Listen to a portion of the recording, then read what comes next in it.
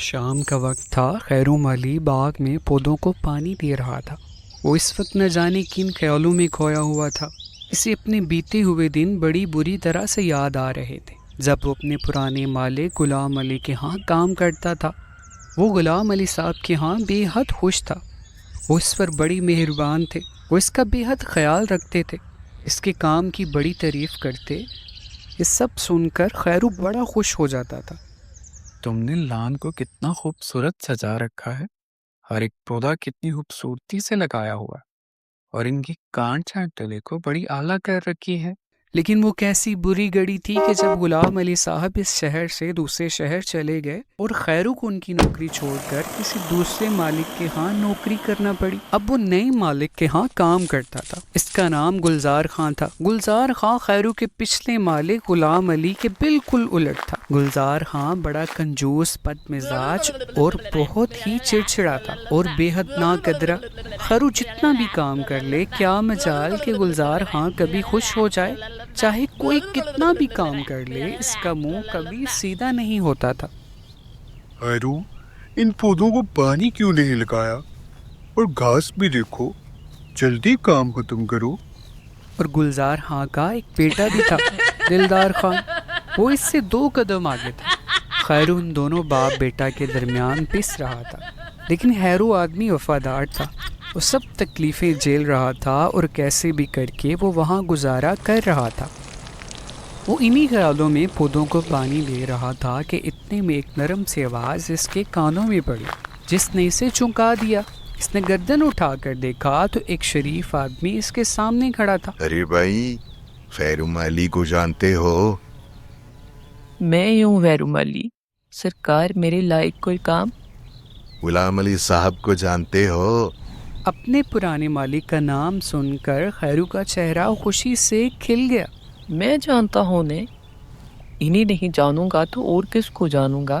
شریف آدمی نے خیرو کی طرف غور سے دیکھا اور یہ اطمینان کیا کہ جو حلیہ اسے بتایا گیا تھا، خیرو بالکل ویسا ہی ہے۔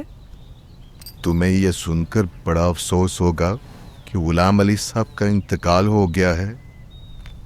خیرو کو یہ خبر سن کر دھچکا سا لگا اور ایسے معلوم ہوا کہ جیسے اس دنیا میں اس کا کوئی سہارا باقی نہیں رہا۔ وہ پھوٹ پھوٹ کر رونے لگا۔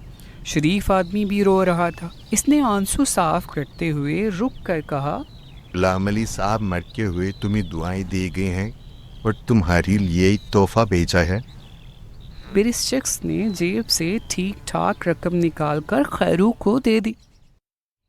تو اپنے غلام علی صاحب کی بڑی محنت، ایمانداری اور وفاداری سے خدمت کی ہے، اس کا انعام ہے۔ خیرو وہ رقم پا کر بالکل کھو گیا، جیسے کسی نے اس پر جادو کر دیا ہو۔ تھوڑی دیر بعد حواس ٹھکانے آئے تو وہ شریف آدمی وہاں سے جا چکا تھا۔ اس وقت خیرو کے دماغ میں پہلی بات آئی وہ یہ تھی کہ اس نوکری کو چھوڑ دے گا اور زندگی کے باقی دن آرام اور سکون سے گزارے گا۔ اب یہ دولت اس نے حفاظت سے رکھنا تھی۔ اس نے چاروں طرف نظر دوڑائی، اس کو اپنی جھونپڑی تو غیر محفوظ لگی۔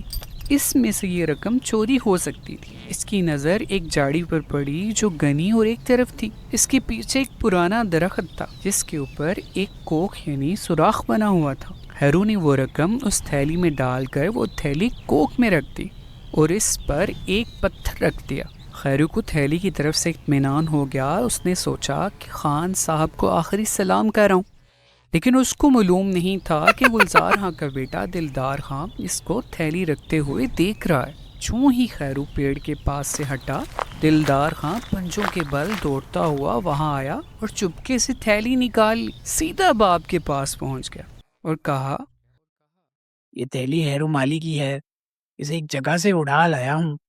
باپ نے تھیلی بیٹے سے لی اور کہا، تم اطمینان رکھو، میں یہ تھیلی حفاظت سے رکھ دوں گا۔ اتنے میں خیرو مالی بھی وہاں پہنچ گیا۔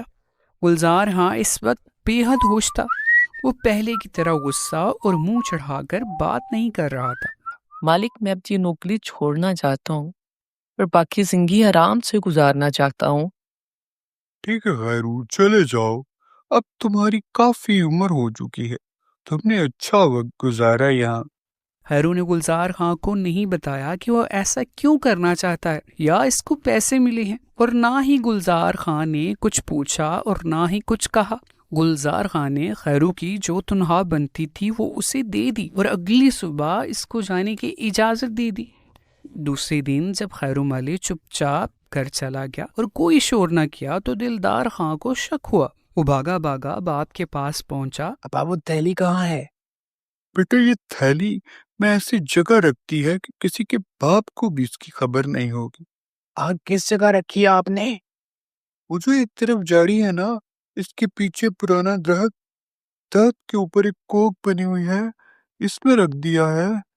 دلدار خان کی ہوائیاں اڑ گئیں، اس کے پاؤں کے نیچے سے زمین نکل گئی۔